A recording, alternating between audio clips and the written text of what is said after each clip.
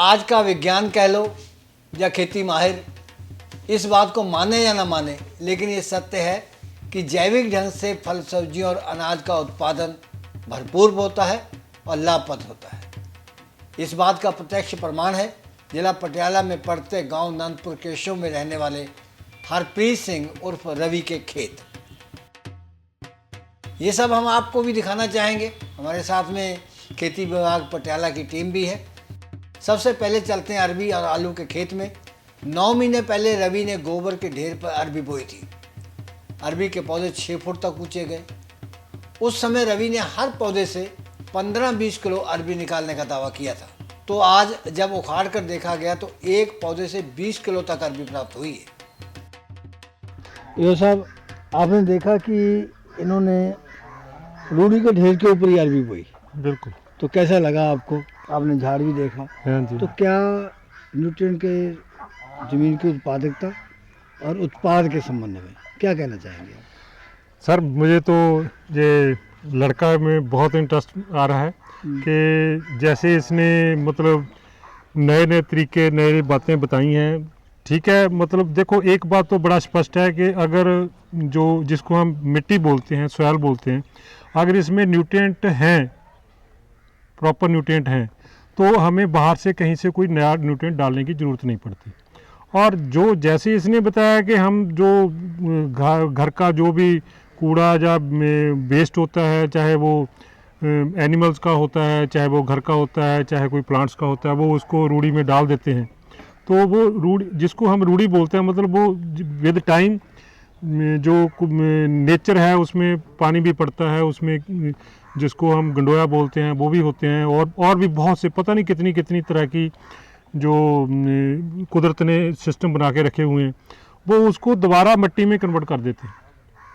तो मतलब वो मिट्टी दूसरी मिट्टी से, जो हम खेत वाली मिट्टी बोलते हैं, उससे इसमें फ़र्क क्या आता है कि इसमें जितने भी केमिकल, जो भी रिक्वायरमेंट होती है प्लांट की, वो सब नेचुरल होते हैं, कुदरती जिसको हम बोलते हैं, वो कुदरत के तरफ से पैदा होते हैं, क्योंकि कुदरती चीज़ से बनते हैं। कुदरती एक दूसरी खेती है जिसमें हम बाहर से कोई DAP के नाम पे आता है, कोई यूरिया के नाम पे आता है, तरह तरह की दवाइयाँ हैं तो उनके नाम पे आता है। वो हम अपनी तरफ से डेफिशिएंसी, जिसको हम डेफिशिएंसी मतलब कोई घाट आ जाती है, किसी तरह की बीमारियाँ आ जाती हैं। बीमारियाँ भी तभी आएंगी अगर उसमें कोई ना कोई घाट होगी।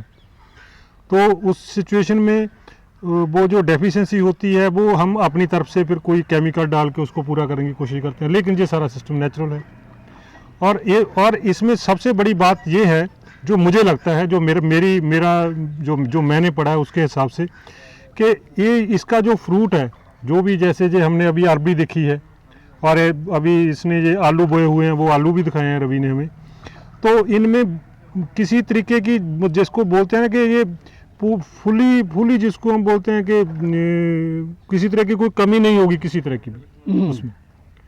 तो जो न्यूट्रिएंट इसमें होने चाहिए वो सभी, जिसको हम सैचुरेटेड फूड बोल सकते हैं, कि हर तरह से इसमें हर जो केमिकल इसमें होना, कितना ग्लूकोज होना चाहिए, कितना शुक्रोज होना चाहिए, और बहुत से विटामिन एंड हार्मोन्स।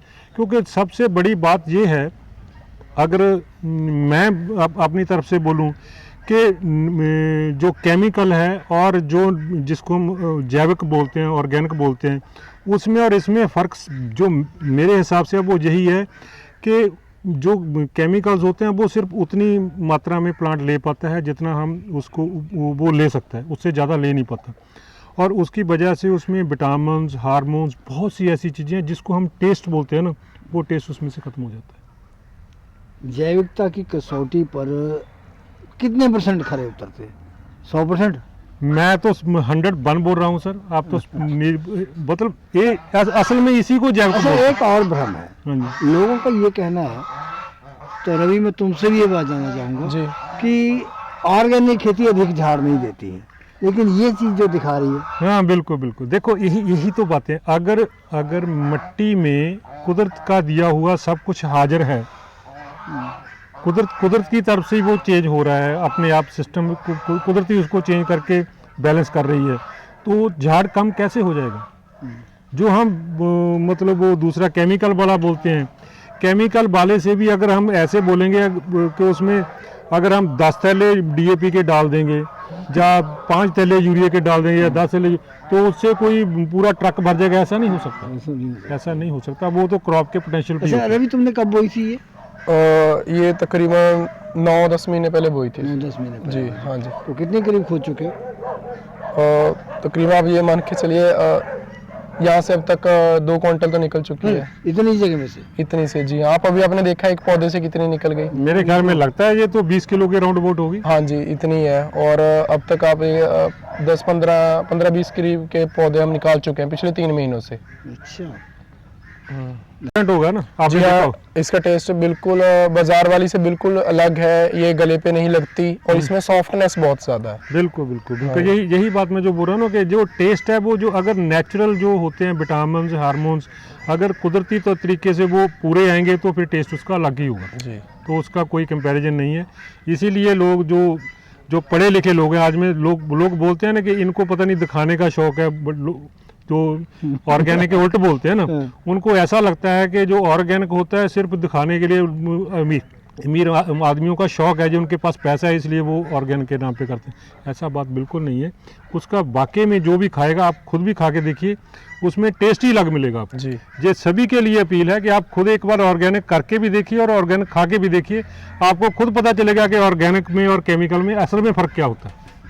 कहता है कि गोबर भरपूर मिट्टी हर तरह से उपजाऊ होती है। ऐसी मिट्टी में आलू की खेती भी बहुत अच्छी होती है। आलू बहुत स्वादिष्ट और चमकदार होते हैं। ये सिर्फ 2 महीने के एक पौधे के नीचे से निकले हुए आलू हैं। अच्छा, 2 महीने एक पौधे के लिए हाँ, निकले हैं। और ये साइज आप केमिकल से भी नहीं पैदा कर सकते। अच्छा।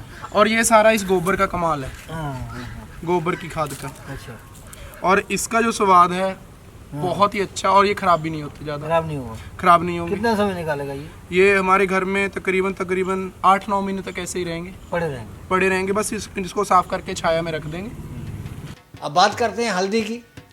कहता है कि इस खेत में हल्दी अभी खोदनी बाकी है, इसलिए मेथे बो दिए गए, वो भी बहुत अच्छे खड़े हैं। पत्ते ख़त्म होने के बाद और हल्दी को उखाड़ने में बीच में तकरीबन 3 मंथ का समय होता है हमारे पास, तो उस दौरान ये सारी जगह खाली रहती है। तो इसलिए हमने इसमें मेथे या कुछ अलसी वगैरह, हम कोई भी फलीदार चीज़ इसमें बो सकते हैं। उससे एक तो जो नेचुरल नाइट्रोजन है, फर्टिलाइज़र, वो ज़मीन में चला जाता है और हमें उस खाली जगह से एक और फसल मिल जाती है। और सबसे अच्छी बात है कि इसमें घर परतवार नहीं होता, तो इसको काटो, जानवरों को खिला दो और नीचे से अपनी हल्दी उखाड़ लो। ये साहब, बहुत से किसान ऐसे हैं जो ज़्यादा रकबे में हल्दी की खेती करते हैं। बिल्कुल बिल्कुल। तो क्या वो भी ऐसा कर सकते हैं? सर करने को तो ये तो देखो एक सिंपल सा उदाहरण पेश कर रहे हैं, ठीक है ना। और लड़के ने रवि ने अभी बहुत अच्छी बात बोली है कि देखो, कहता अगर हल्दी का जब अगर उसमें इसको ऐसे ही पड़ी रहने देता, क्योंकि अभी ये निकालने के टाइम इसका आया नहीं है, 2-3 महीने बाद है, मार्च में निकलती है बेसिकली, जब गर्मी आती है तब निकलती है। तो तब तक के लिए ये इसमें वो जो इसके ऊपरले पत्ते थे वो सब सूख गए थे, सर्दियों की वजह से वो निकल जाते, ख़त्म हो जाते हैं।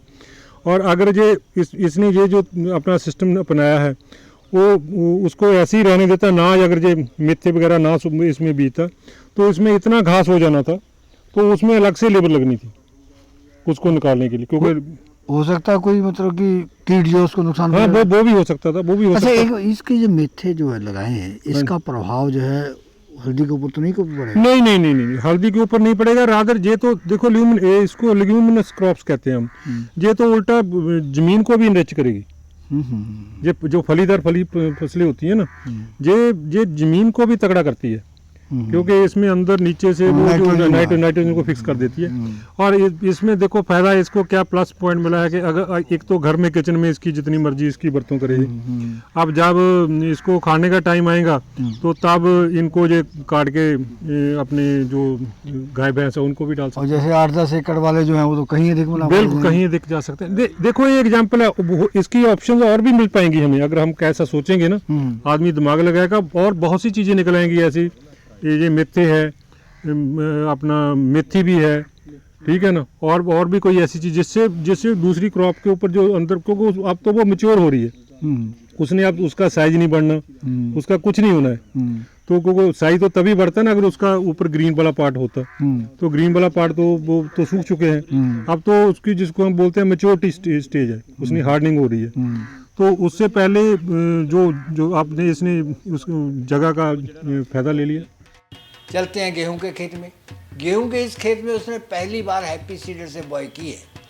1 एकड़ में गेहूं की 30-86 किस्म का 18 किलो बीज डाला था।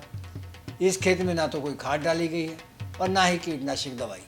कहता है कि 22 क्विंटल प्रति एकड़ का झाड़ मिलेगा। फिलहाल बात करते हैं धान की पुआल को खेत में ही बिछाने की। इसके भी अनगिनत फायदे गिना रहा है वो। इसमें यूरिया और डाई का बिल्कुल भी प्रयोग नहीं किया गया।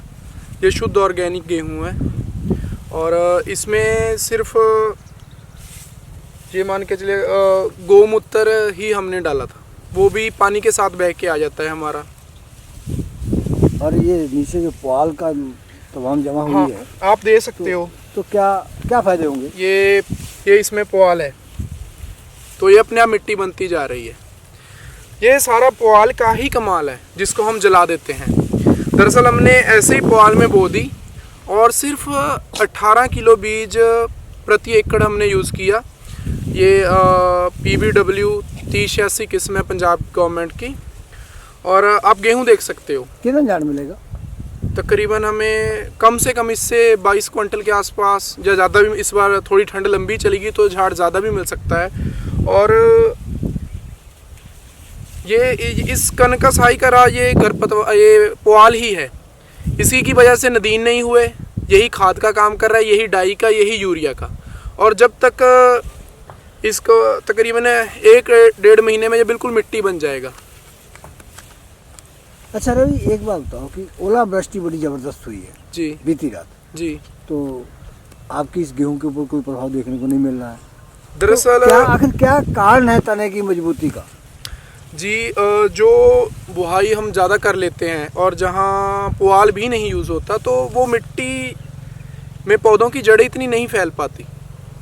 तो ज़रा सी बारिश हुई, ओले पड़े या कुछ भी हुआ तो वो गिर जाते हैं। वैसे भी हम खेत को पानी लगाते हैं तो हवा चल दे तो पौधे गिर जाते हैं।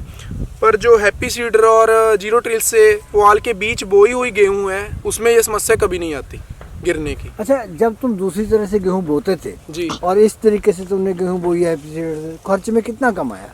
खर्च ये मान के चलिए इसमें अगर जैसे हमने तो ये हमने किराए पे करवाया था तो तकरीबन 1300 रुपये के हिसाब से वो हमसे पैसे ले गए। अगर हम तेल की बात करें तो तकरीबन 300-400 रुपये लीटर डीजल में आप अपना 1 एकड़ बो सकते हैं। नहीं तो आप जो है 1300 रुपये में आपने बोया है जी। तो उसमें तो आपको फिर किराए पे सस्ता पड़ता है क्या? जी, दरअसल हमारे पास अभी नहीं था, आगे को हम खुद अपना लेंगे हैप्पी सीडर। तो फर्स्ट टाइम था तो हमने किराए पे करवा लिया। दरअसल एक सच बात कहूँ, जो पंजाब का बदलता हुआ कल्चर है वो स्टेटस पे ही चल रहा है आज के टाइम। आज की चाहे आप खेती ले लो, शादियाँ ले लो, वो तड़क भड़क पे ही डिपेंड हैं। तो ज़्यादातर पंजाब में ट्रैक्टर स्टेटस या शो ऑफ करने के लिए ही खरीदे जाते हैं। खेती में उनका इतना यूज़ वो नहीं करते। वैसे काम जो है पुराने ट्रैक्टर से चल सकता है, जहाँ किराए पे लेके चल जी सकता हाँ, है। आप छोटे ट्रैक्टर से या पुराने ट्रैक्टर से आप किराए पे ही करवा सकते हो, इतनी ज़्यादा ज़रूरत नहीं होती। हाँ, मगर अगर आपके पास ज़मीन ज़्यादा है तो अपना ट्रैक्टर लें। रवि ने सरसों के 1 एकड़ के खेत में 2 फुट के अंतराल पर 11,000 पौधे लगाए हैं। कहता है कि उसने हाइब्रिड बोझ बोया था, अच्छा झाड़ मिलेगा। रवि चारे के रूप में नेपियर बाजरा को पशुओं के लिए बहुत अच्छा मानकर चलता है। इसमें भी तरह तरह के मेडिसिन चारों की अंतर्बुआई वो करता है।